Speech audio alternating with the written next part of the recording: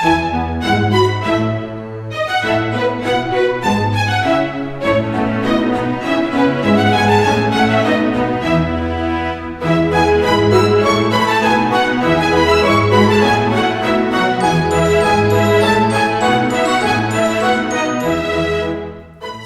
አይታዩም፣ ግን የዓለማችን ደስተኛ ህዝቦች ናቸው።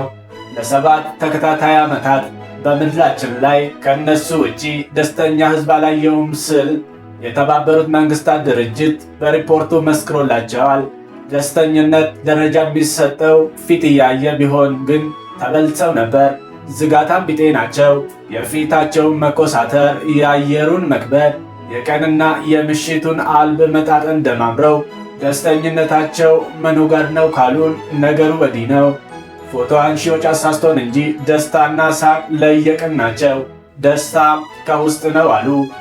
ቡና ፉት ማለትን ሳይጨምር አይቀርም። የሀገሬ ገበሬ ያመረተው ቡና ገንዘቡ ነጋዴው ጋር ሲቀር ደስታው ጠቅልሎ እነሱ ጋር ነው የሚገባው። አንድ ሰው በቀን በአማካይ 4 ስኒ በዓመት 12 ኪሎ ቡና ይጠጣል። ይህም ዓለማችን ላይ ቁጥር 1 ቡና ጠጪዎች አስብሏቸዋል።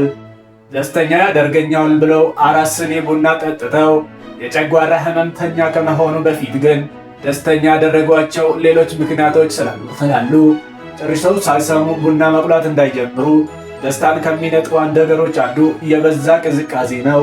ደግነቱም ከአፍሪካ ውጪ በየትኛውም ዓለም ችግር ካለ መፍትሄ አለ። እዚህ ችግሩ ቅዝቃዜ መፍትሄው ሳውና ሆነው መጥተዋል።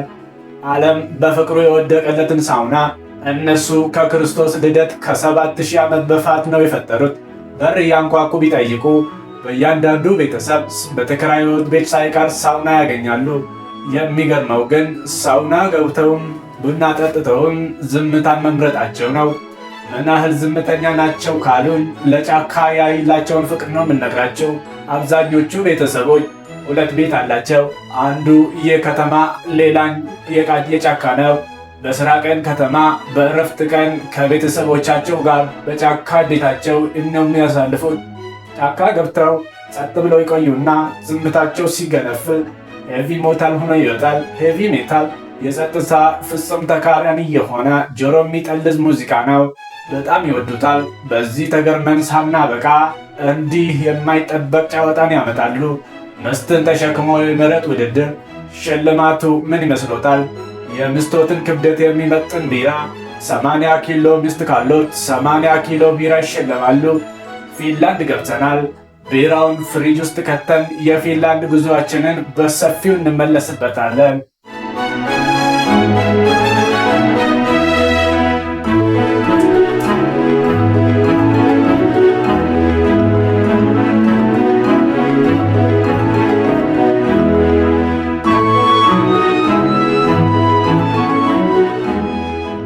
ከ100 ዓመት በፊት አሁን የቆምንበት መሬት የደሃ ህዝቦች ምድር ነበር። ኢንዱስትሪም ከተሜነትም ያልደረሱበት ከእጅ ወደፍ የሆነ የሚመሩት የጫካ ህዝቦች ሀገር። በወቅቱ የሶቪየት ህብረት አካል ሲሆኑ ራሳቸውን ችለው ነፃ ሀገር የመሰረቱት እንደ አውሮፓውያን አቆጣጠር በ1917ቱ የራሽያ አብዮት ወቅት ነበር። በነፃነት ማግስት የእርስ በርስ ጦርነት በመቀስቀሱ ግን እስከ 1919 ሰላማዊ መንግስት መመስረት አልቻሉም። ከ2 ዓመታት በኋላ መንግስት መስርተው ዞር ሲሉ ድህነት ክፉኛ ፈጥጦባቸው አገኙ። የሚያርሱት መሬት፣ የሚቆፍሩት ማዕድን፣ የሚቀዱት ነዳጅ የላቸውም። የሚኖሩበት ምድርም በበረዶ የተሸፈነ ከባድ ቅዝቃዜ ያለው፣ ከነጋ ቶሎ ማይጨልምበት፣ ከጨለመም ቶሎ ማይነጋበት፣ ለመኖር የማይመረጥ ጨፍጋጋ የሚሉት አይነት ነው። የችግራቸውን ብዛትም ካዩ ድሃ ለመሆን በቂ ምክንያት ነበራቸው፣ ግን አልሆኑም።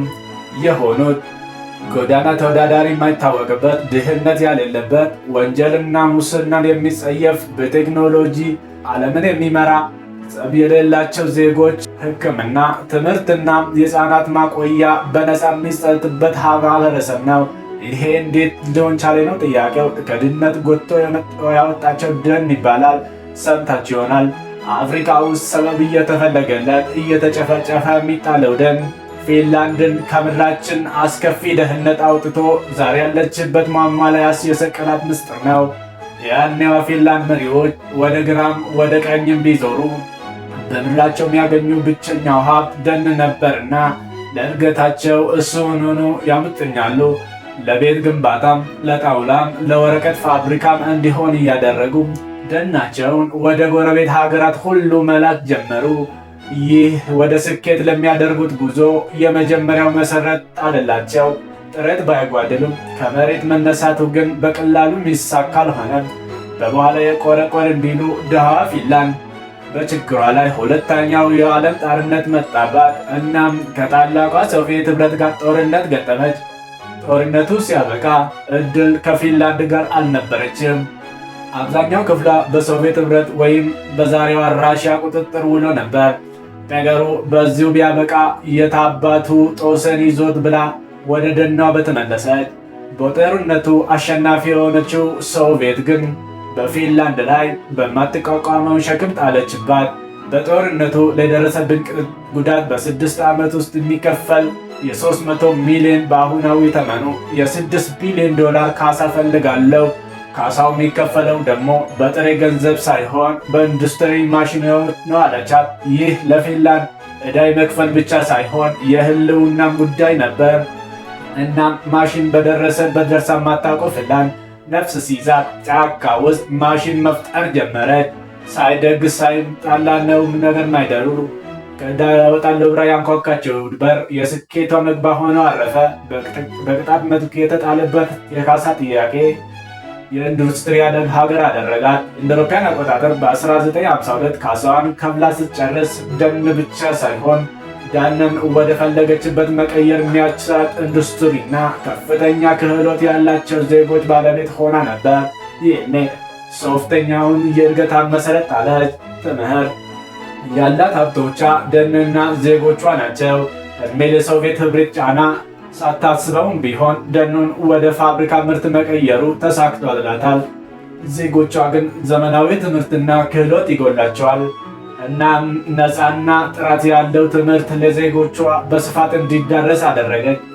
ይህም የቴክኖሎጂ አብዮትን አስነሳ፣ ያውም ለሁላችንም የተረፈም። ዓለማችን ተንቀሳቃሽ ስልክ መጠቀም ስትጀምር በእያንዳንዱ ግለሰብ እጅ ኖኪያ የሚባል ስልክ ነበር። በጥንካሬው የተደነቀ የኔትወርክ አቅሙ የተመሰከረለት የያዙት ሁሉ የሚኮሩበት የዓለምን ገበያ የተቆጣጠረ ስልክ ኖኪያ የዚያው አብዮት ውጤት የሆነ የፊንላንድ ድርጅት ነው። ዛሬ ላይ የስማርት ስልክ ገበያ ባይሳካላትም በሌሎች የቴሌኮም ምርትና በኔትወርክ ዝርጋታ ግን በመላው አውሮፓ ስሙ በአንቱታ የሚነሳ ተቋም ነው። ዛሬ የፊንላንድ የኢኮኖሚ መሰረት የአገልግሎት ዘርፉ ቢሆንም ኢንዱስትሪ ሁለተኛውን ደረጃ ይዛል። ከሀገሪቱ የኤክስፖርት ምርትም 50 ከመቶ የቴክኖሎጂ፣ 20 ከመቶ እንጨትና የእንጨት ውጤቶች፣ 20 ከመቶ ደግሞ የኢንጂነሪንግ ምርቶች ናቸው። ፊንላንዳውያን አለፈልን ብለው ደን የዋለላቸውን አውለታ አልደርሱም። ጨፍጭፈው ከተማ አልገነቡበትም። ዛሬም 75 ከመቶ የፊንላንድ መሬት በጫካ የተሸፈነ ነው። ሙሉ አውሮፓ ቢዞሩ የዝን ያህል የደን ሽፋን ያለው አገር አያገኙም። ዜጎቿን የጫካ ህዝቦች ነው የሚባሉት። ደን የኪሳቸው ብቻ ሳይሆን የህይወታቸውም አጋር ነው። አካላዊ ጤና፣ አእምሯዊ ሰላምና የመንፈስ ረፍት የምናገኝበት የተቀደሰ ስፍራ ነው ይላሉ። ነገርየው በሳይንሳዊ ጥናትም የተደገፈ ነው። በጫካ ውስጥ በቀን ለ20 ደቂቃ በወር ለ5 ሰዓታት ማሳለፍ ድብርትን የማባረር አትክሮትን የመሰብሰብና መውዶትን የማሳመር አቅም አለው ይላሉ። ለዚህም ይመስላል ፊንላንዳውያን ጫካ ይወዳሉ። ከፍተኛ መጠን ያለው የሀገሪቱ ደንም በዜጎች ስም የተመዘገበ ከቤተሰቦቻቸው የወረሱት ንብረት ነው። በእነዚህ ጫካዎች ውስጥ የእረፍት ጊዜያቸውን የሚያሳልፉባቸው ቤቶችም አላቸው። ደን የሌላቸው ዜጎችም በረከቱ እንዳይቀርባቸው ማንም ፊንላንዳዊ ወደ በግ ፈለገበት የሀገሪቱ ክፍል በግለሰቦች እጅ የሚገኝ ጫካ ሳይቀር የመግባት ጉዞ የማድረግ እንጆሪና እንጉዳይ የመቅበል ወንዝ ሳገኝ የመዋኘት ስፈልግም ውስጡ ካምፕ የማድረግ በሕግ የተደነገገ መብት አለው። ፍቅራውን ማቆሸሽ፣ የግለሰቦችን ህብረት መጉዳትና ባላስፈላጊ ድምፅ አካባቢውን መረበሽ ግን ወንጀል ናቸው።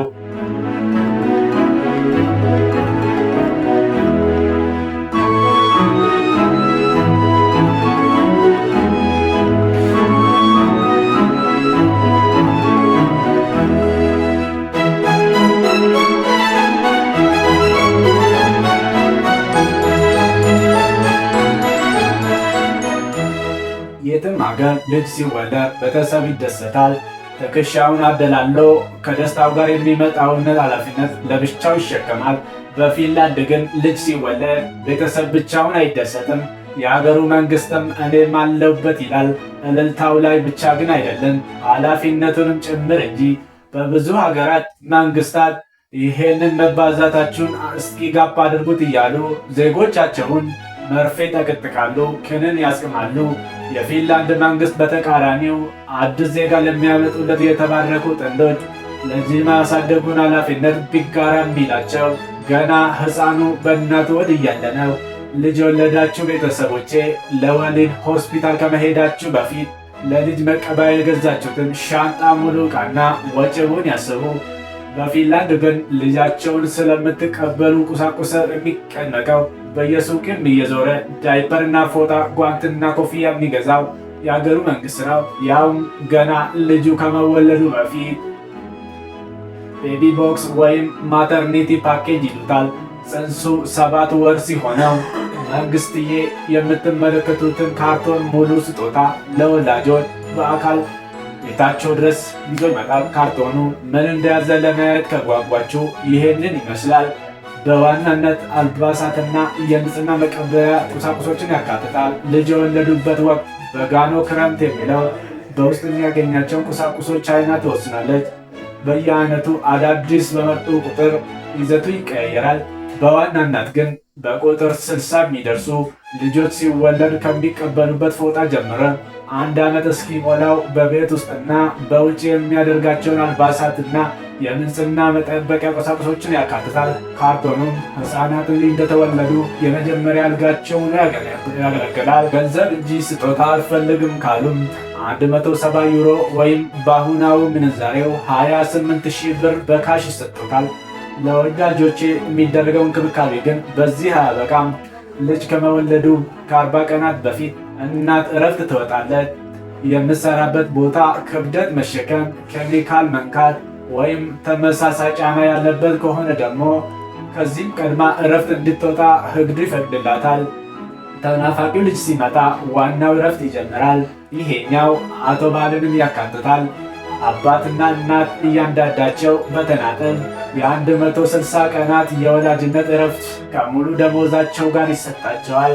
አባት ባለቤቴ ብዙ እረፍት ያስፈልጋታል ካለ የመጀመሪያውን 3 ወራት ተጠቅሞ ቀሪውን እስከ 63 ቀናት የሚደርስ እረፍት ለባለቤቱ በስጦታ መልክ ማስተላለፍ ይችላል።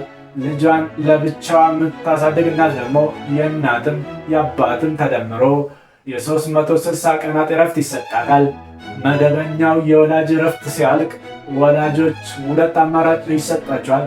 ከልጄ መለየት አልፈልግም፣ እቤት ተቀምጬ ራሴ እንከባከባዋለሁ ካሉ ልጃቸው 3 ዓመት እስኪሞላው በየወሩ 368 ዩሮ ወይም 61,000 ብር እየተከፈላቸው እቤት ሆነው ልጃቸውን ማሳደግ ይችላሉ።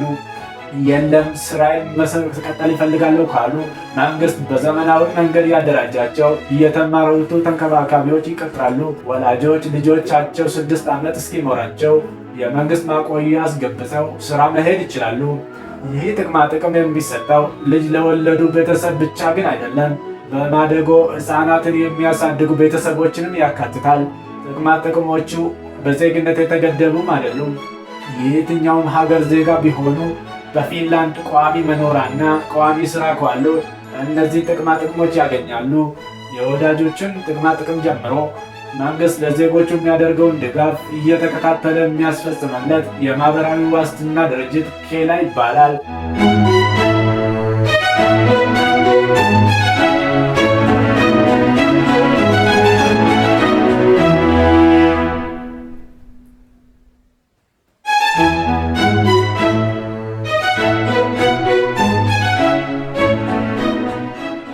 ዩኒፎርም የማይለበስበት፣ የቤት ስራ የማይሰጥበት፣ ፈተና የሌለበት፣ መምህራን በፈለጉት መንገድ ተማሪዎቻቸውን የማስተማር ነፃነት ያገኙበት ሀገር እንዳለ ያውቃሉ?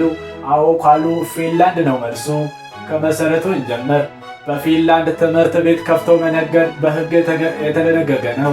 እዚህ ትምህርት እንጂ ነጋዴዎቹ የሉም። ካሉም ገንዘብ ማስከፈል አይችሉም። በዚህ ምክንያት ሁሉም በሚባል ደረጃ ትምህርት ቤቶች የመንግስት ሲሆኑ በግለሰቦች የተከፈሉበት ቢሆኑ ክፍያ አይቀበልም። ወጪያቸውን እያሰላ በጀት የሚመድብላቸው ራሱ መንግስት ነው። እዚህ ከትምህርት ቤት ቢል ከመጣሎት ልጆቹ የሄልሲንኪ ኢንተርናሽናል ስኩል ተማሪዎች ናቸው ማለት ነው። መንግስት ልጆቹን ተቀብሎ ማስተማሩ ሳያንስ መጽሐፍና ደብተር በነፃ ያድላል። ወደ ትምህርት ቤት የሚሄዱበት ትራንስፖርት፣ በትምህርት ቤት ቆይታቸው የሚመገቡት ምግብ፣ ሕክምና ሳይቀር በመንግስት ነው የሚሸፈነው። መምህርነትም ትክክለኛውን ቦታ የሚገባውን ክብር ያገኘባት ሀገር ናት። በፊንላንድ መምህርነት እጅግ የተከበረ ሙያ ነው። መምህር ለመሆን የማስተርስ ዲግሪ ትንሹ መስፈርት ነው። ቀጥሎ በመምህርነት ሙያ መመረቅ እና ከተመራቂዎች ውስጥም የተሻሉ መሆኑን ማረጋገጥ ይኖርቦታል። እነዚህን አሟልቶ ከተገኙ እምነት ጣልቦታል፣ ነፃነትንም ይሰጡታል። ምን ያህል ነፃነት ካሉኝ በፈለጉት መንገድ ተማሪዎቹን የማነጽ ነፃነት። ፊንላንዳውያን ወደ ፈተና ማታግባን የዕለት ጸሎታቸው ምላሽ ያገኘላቸው ህዝቦች ናቸው። ቢያንስ የትምህርት ቤቱ ፈተና ቀርቶላቸዋል። እዚህ በትምህርት ቤት ፈተና ብሎ ነገር የለም። ለተማሪዎች ደረጃም አይሰጥም። ልጆቻችን ተሽቀዳዳሚዎች ሳይሆኑ የጓራ ተጋዦች ናቸው ይላሉ። እናም የመምህራን ሚና ተማሪዎቻቸው ማፎካከር ሳይሆን የማወቅ ፍላጎታቸውን መቆስቆስ ነው።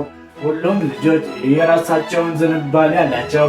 የመምህራን ኃላፊነትም በተማሪዎቻቸው ክህሎት ማመን፣ በሚሄዱበት መንገድ መብራት፣ ችግር ሲገጥማቸውም ድጋፍ መስጠት ነው ይሆናል። ቀደም ሲል የወሊድ ፍቃድ የጨረሱ ቤተሰቦች ልጆቻቸውን ሕፃናት ማቆያ ማስገባት እንደሚችሉ መጫወታችን ያስታውሳሉ።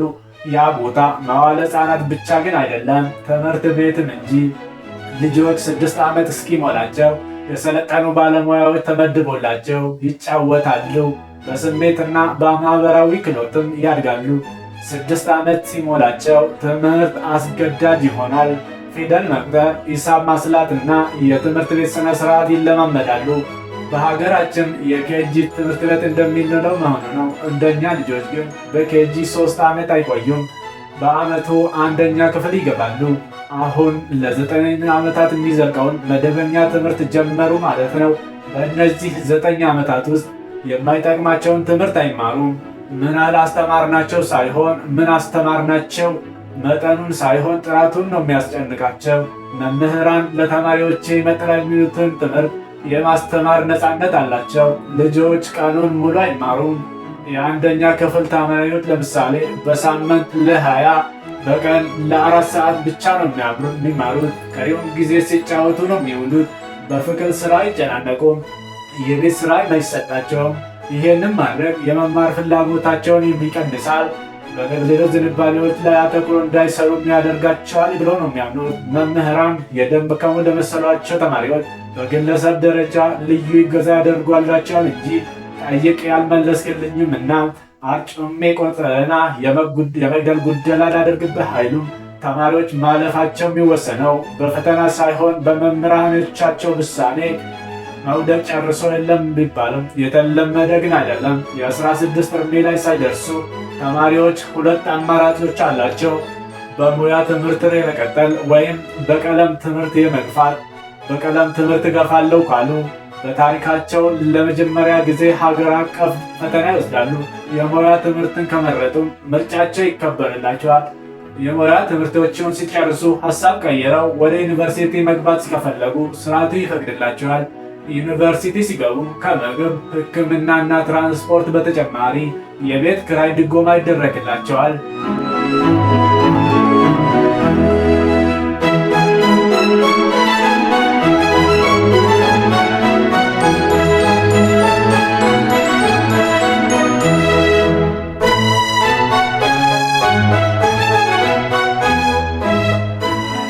ኮስታራ ፊታቸውን አይቶ ደስተኝነታቸውን እንዳይጠራጠሩ ፊንላንዳውያን የምር ደስተኞች ናቸው። በምንነት ካሏችን በብዙዎች ዘንድ ተቀባይነት ያለውን ኦክስፎርድ ዩኒቨርሲቲ በጋሉፕ እና በተባበሩት መንግስታት የሚዘጋጀውን ሪፖርት ይጠቅስላቸዋለሁ። ተቋማቱ ደስተኝነትን የሚለኩት በ6 መስፈርት ነው። የማህበረሰቡ አማካይ የነፍስ ገቢ፣ የሚያገኘው ማህበራዊ ድጋፍ፣ ያለው ጤናማ አማካይ ዕድሜ፣ ነፃነት፣ ለጋስነትና ስለ ሙስና ያለው አረዳድ መስፈርቶቹ ናቸው። ውጤቱ በየሀገራቱ ዜጎች የሚሞላ ሲሆን በዚህ መስፈርት ተመዝነው በ2025 አራቱ የኖርዲክ ሀገራት ፊንላንድ፣ ዴንማርክ፣ አይስላንድ እና ስዊድን ከ1 እስከ 4ኛ ደረጃ ያለውን ይዛል። ሰው ናቸውና ታሪካቸው የስኬት ብቻ አይደለም። ከድህነት መውጣት ብዙ ወጣ ወረድ ያሉት መውደቅት የሚያካትት ብዙ ነው። ሆኖም በሰውኛ ባህሪያችን ሆኖ ብዙዎቻችን ቆመን እንጂ ወርቅን መታየት አናይም። መውደቅን ፈርተው መሄድ ያቆሙ ብዙ ናቸው። ፊንላንዳውያንም ይህ የመውደቅ ፍራቻ በብዛት የሚያጠቃቸው ህዝቦች ናቸው። ታዲያ ይህ ልማድ ብዙ አሳጥታንና የዩኒቨርሲቲ ተማሪዎች እሾህን በሾህ አሉ። የውድቀትን ቀን እያከበሩ ውድቀት ምንም እንዳልሆነ ለህዝባቸው ሊያስተምሩ ተስማሙ። የተማሪዎቹ ሀሳብ የገዛቸው ትላልቅ ተቋማትም ተከተሏቸው። የሀገሪቱ መንግስትም ሰማቸው። ዛሬ ላይ በስኬታማዋ ፊንላንድ በየዓመቱ ጥቅምት 13 ከዓለም አቀፍ የውድቀት ቀን እየተባለ ይከበራል። የውድቀትን ቀን የሚያከብሩት ውድቀታቸውን ለማወደስ ሳይሆን ውድቀት እየሰራን የመሆኑ ማተብ እየሄንን የመሆኑ ማረጋገጫ እንጂ የሚያሳፍርም የመጨረሻ መደራሽንም አይደለም ለማስተላለፍ ነው። ወደ ደስተኛዋ ሀብታሟና ዜጎቿን የምትንከባከበዋ ፊንላንድ መጥተው ለመኖር ከወሰኑ በፊት ሁሉም ነገር ግልባጭ መልክ እንዳለው ያስታውሱ። ከረሱም እኛ እናስታውሶት። ያለ ጓደኛ ምግብ አይበላኝም፣ የሆዴን ለሰው ካልተነፈስ ልፈነዳ ደርሳለሁ የሚል አይነት ማህበራዊ ህይወት ወዳድ ከሆኑ በመጡ በወራት ውስጥ ተዋብሎ መፈንዳቱ ስለማይቀር ውሳኔውን ደግማሞ ያጤኑት። እዚህ በቀላሉ ጓደኛ ፈላለው ማለት ከንቱ፣ የሆዶን የሚዘረግፉለት ሰው ማግኘትም የማይታሰብ ነው። በብቸኝነቱ ላይ የፊንላንድ እንቅስቃሴ ተምሮበት ሀገሬ ማሪኝ የሚያስብሎት ቋንቋቸውን መልመድ ከሁሉም የሚከፋው ፈተና ነው። ቋንቋ ካልቻሉ ደግሞ በተማሩት ሙያ ጥሩ ስራ ማግኘቱ የማይታሰብ ነው። ሶሻል ሴኩሪቲ ቢኖራቸውም በስራት የሚችሉበት ዕድሜ ጡረተኛ መሆን ጥሩ ስሜት አይሰጥም። ስራ ሲያገኙ የታክሲው መጠን ናላ ያዞራል። ጥሩነቱ ገንዘቦት ስራ ሲያጡ፣ ሲታመሙ፣ ልጅ ሲወልዱ ወይም ሲያስተምሩ ተመልሰው ያገለግሎታል እንጂ ሙስናን የሚሉትን ነገር አያገኙም። ከታክሲ የተረፈ ገንዘብ ቢሆን የኑሮ ውድነት ሲሳይ መሆኑ ሌላው ደካማ ጎን ነው። የፊንላንድ ነዋሪ ከሆኑ ደስተኛ ከሚያደርጉት ነገር አንዱ የትራንስፖርት ስርዓታቸው ነው። በግል መኪና ይሁን በብዙሃን ትራንስፖርት በፊንላንድ እንቅስቃሴዎች የተሳለጡ ናቸው። በመንገድ መዘጋጋት የሚያጠፉት ጊዜ የለም። ሰዓት የሚያከብሩ፣ እርስ በእርስ የተሳሰሩ፣ ዲጂታል ቲኬት የሚጠቀሙ የባስ የባቡር እና የጀልባ ትራንስፖርቶች አላቸው። አውቶቡስ ተጠቃሚ ከሆኑ ባስ እንዲቆምሎት እንደ ሀገር ቤቶ እጆን ማውለብለብ አይርሱ። መውረድ ሲፈልጉ ግን ወራጅ ማለት አይጠበቅቦትም። የአውቶቡሱ ቋሚና አርካም ጥራቶች የሚገኙትን የስቶፕ ምልክት ከተጫኑ ሹፌሩ በቀጭኑ ሽቦ በኩል መልእክቱ ይደርሰዋል። በሀገሮት ሬስቶራንት ገብተው ውሃ ሲጠይቁ ስንት ሊትር እየተባሉ ከተማረሩ ፊንላንድ መጥተው በኖሩ ሳያወጣ አይቀርም። በፊንላንድ ውሃቸው ከፍተኛ ጥራት አለው። በሬስቶራንትም አይከፈልበትም። እንደ ቀደመው እንደ ደጉ ዘመን በጀው ነው የሚመጣው። ከምንም በላይ የፊንላንድ ጠንካራ ጎኗ ሰላምና ደህንነት ናቸው። ወንጀል በብዛት የሚታወቅበት ሀገር አይደለችም። ፊንላንዳውያን ጫካ እንደሚወዱ ነግሮታል። ሴት ልጅ ብቻዋን ጫካ ገብታ ወክ አድርጋ መመለጥ ብትፈልግ በፍጹም የደህንነት ስጋት አይገባትም። ሰዎች ናቸውና ችግር ባያጦችም ከለንደን እስከ ሊዝበን፣ ከኳላላ እስከ ፑር እስከ ታይም ስኩዌር፣ ከባንኮክ እስከ ሮም መንታፊዎች እንደ ልብ የሚፈትንጩባት፣ ዜጎች አሁን ከአሁን ተነጠቁ እያሉ ስልክ ለማውራት በሚሳቀቁባት፣ ከዋሌታቸው ጥሬ ገንዘብ አውጥቶ ለመከፈል ግራ ቀኝ የሚያዩበት ዓለም ለብቻ ያውም ሴት ሆኖ ጫካ ገብቶ በሰላም መውጣትን ያህል የሚያስደስት ነገር የለም።